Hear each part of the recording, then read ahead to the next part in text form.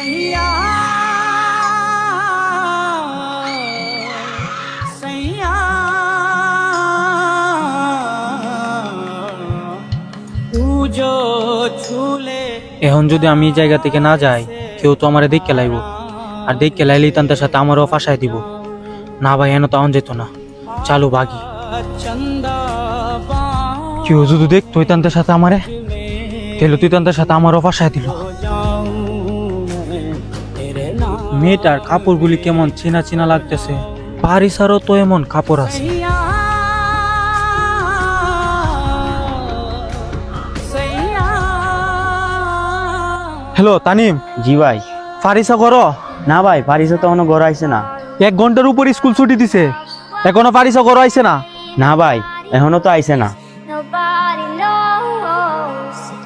I was dancing in the rain. I felt alive and I can't complain. Tanim, ভাই তুমি কোনো tension করো না, পারিসা তো পারিসার বান্ধবীর বাড়িতে গেছি, মাত্র কালি ঘর আইছে। আমি আরো ভয় পাইছিলাম। আজকে তোরা 2টার খবর আছে, আমি আইলই। নীরব দাঁড়া, আমার ছোট বোনকে কোনো জায়গায় খুঁজে পাইতেছি না। দেখছস তুই কোনো জায়গায়? আমার বোনের শরীরে সাদা আর কালা কাপড় পরা ছিল। তাহলে তো মনে হয় ওই মেয়েটা এর বোন। এখন যদি বলি আমি এর বোনের দেখছি, তাহলে তো কইব এর বোনরে আমি দেখো বাঁচাইছি না।